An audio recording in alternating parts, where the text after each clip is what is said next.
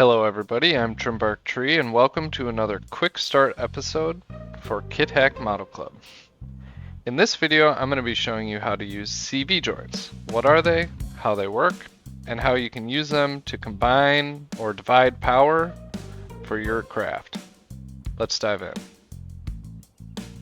Okay, so first thing, what are we talking about?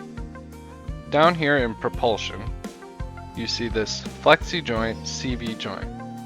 And you can read the description there, but basically these are the drive shafts for your vehicle that take power from your motors and deliver it to your wheels or propellers. And then there's a bunch of related CV joint parts called differentials and bearing blocks. So we have these two bearing blocks and then three-sided and four-sided differentials. There's also a CVT transmission, and I'll talk about that later. So, how are they used and how do you use them? So now, to get power from this engine to our wheel hubs, we need to use a CV joint. And you can see it automatically snaps to the engine, and we can hook it up right here. We have successfully created a drive shaft from the engine to this wheel hub. Now, great, but the problem is we have four wheels and we only have one engine. So how do we do this? Well, first let's select the part and delete it. Here's where we need differentials. We need two lines back here and two lines up here. So what we need is some three-sided differentials. We'll start with one here. Turn off mirroring. Good enough. Okay, so we have one for the front. I'm going to use another three-sided differential for the rear, like that. And we still have the issue of we can only hook up one power to here. So if I take one CV joint and go from the engine to this three-sided differential, I then have to split it twice to get it to both hubs up here, and we won't have any power for the back wheels. So we need one more three-sided differential right here. And we can put that down. Okay, now the fun part. We go to the flexi joint, CV joint, attach it here and there. So now it's going from the engine to this bearing block, or this differential. Now we can click that and take one to the front, do this side, take one to the back. And now I can go back to symmetry, click that, oh. There we go. Those are hooked up. And there we go. With symmetry, it's all hooked up. That is your most basic one engine into four hubs. Now let me show you another example where we combine engine power. We'll delete that and delete that and delete these and these. These three-sided differentials for the front and back are still useful, but now we'll go ahead and take this. So now we have two motors and we need to get it to those. So now we can use a four-sided differential like this. Hook those up to the differential, and then hook the differential up to the front and the other front. We don't have electricity, but it doesn't matter. Okay, so as you can see, you can use the differentials to combine power, and then use the differentials to split power to multiple hubs. Now let's take it to an extreme.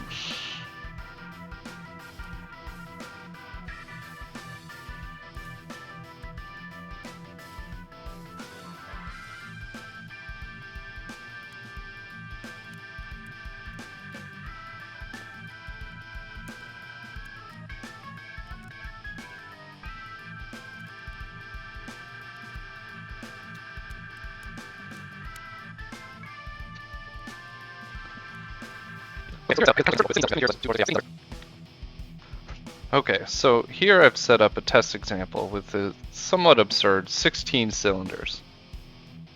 We need to take these 8 different engines, combine the power, and split it out to all these 4 wheels. So, what's the best way to do this? We could use a lot of 4-sided differentials, but I think the best way is use a 3-sided differential for each one of these pairs of engines, like this, and then we can use more 3-sided differentials to combine those, and then we'll split it out to the wheels. So, let's do it.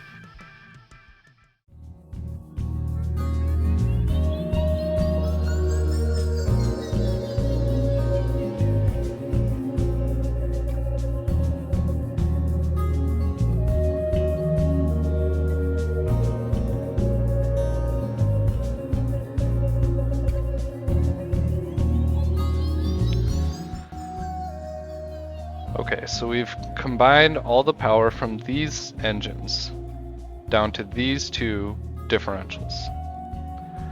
Now I need to combine those into another 3-sided differential, like this. And we'll go here to here, and here to here. Okay, all the power from these engines are coming to this. Now I'm going to show you this here, the CVT. We only need one. And what's important is, let's zoom way in, and you can see this sticker here. What this part does is gears up or down the drive shaft coming into it. If you want to gear up, meaning take it from 1 rotation per minute to 10 rotations per minute, you can do that in here with 10x, or you can take it from 10 rotations down to 1, giving you more low-end torque or higher RPMs with lower torque. Now it works both ways, so you can, it doesn't necessarily matter which direction you use your CVT, but you just have to recognize that you might need to go below 1 or above 1 depending on which side your drive shafts are coming in and going out. So let's hook it up, and I'll hook up all the wheels, and then we'll talk about how you can use this to adjust the power.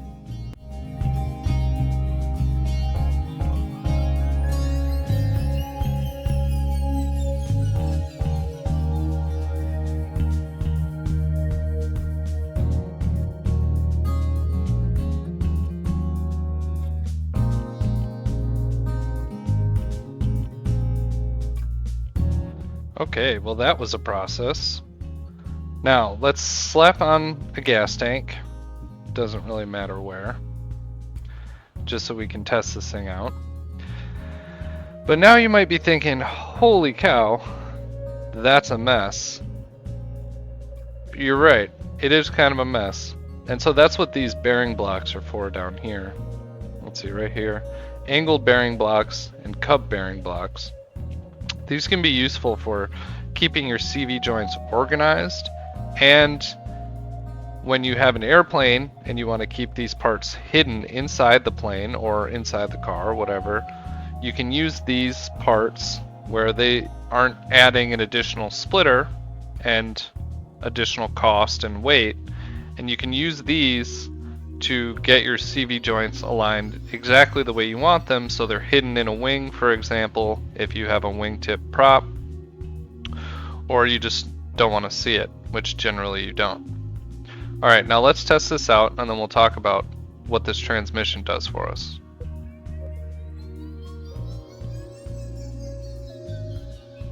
Okay, now remember, this is geared at 1.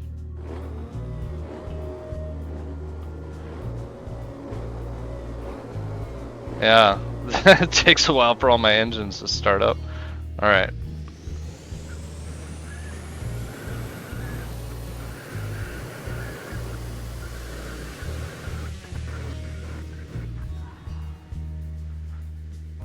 Okay. So we tested it out. Now let's try it again and pay extra special attention, for example, my 0 to 100 or my 0 to 60, and just let's note how long it takes after all my engines start up. Alright, ready?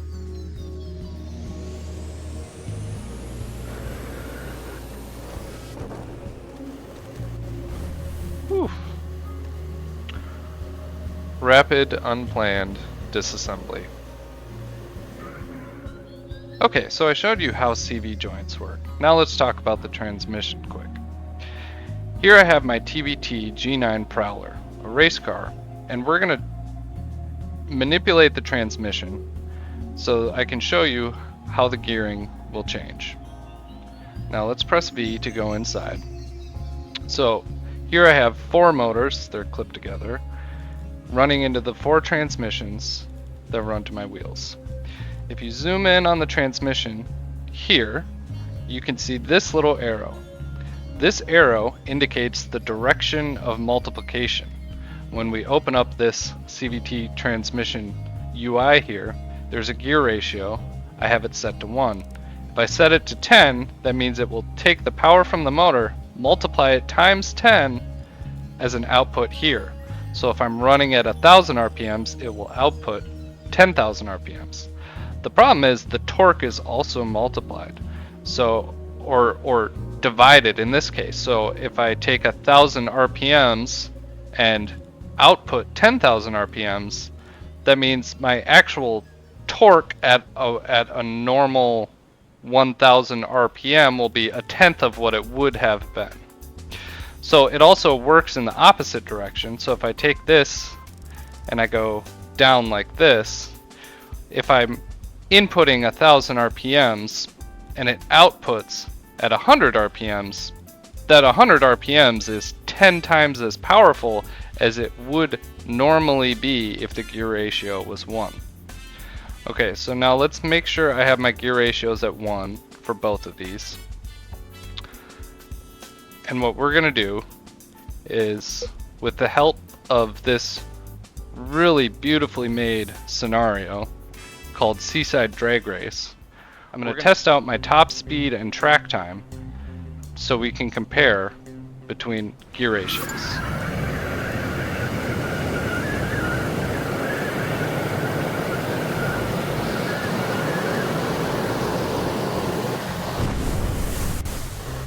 Okay. So at 1x gear ratio, our time was 9.4. So let's change it up and see how that affects our time. Okay, so I'm going to set the gear ratio to, let's go to 2 and see what that does. Change this one, change this one. Okay. So our best time, 9.47, top speed of 298. Let's see if going to a gear ratio of 2 is better or worse.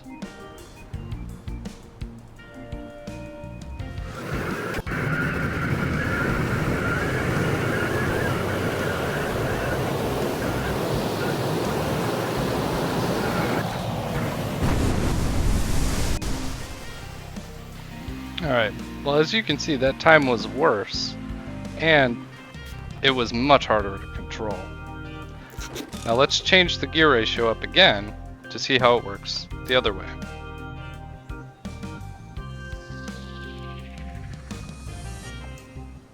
Okay, we're going to go from 2 to 0.8.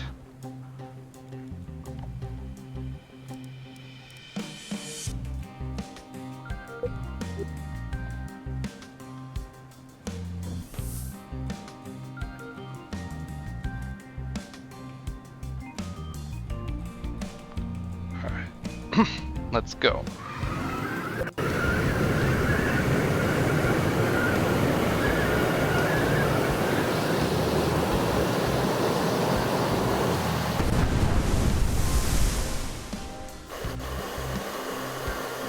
Alright, so we Did it in almost a half second less, and our top speed was much better.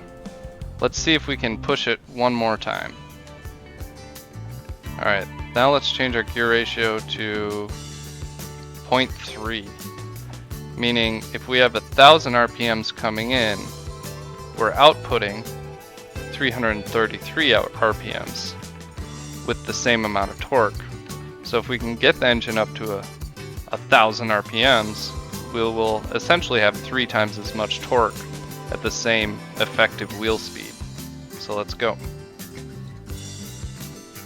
Turn on my cool lights.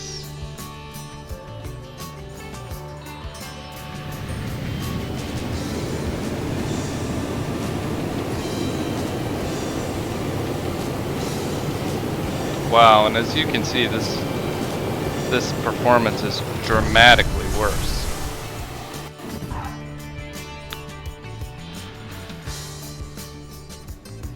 So as you can see, there's definitely some fine-tuning you can do with the transmission, but the effective range is going to strongly depend on your vehicle in particular.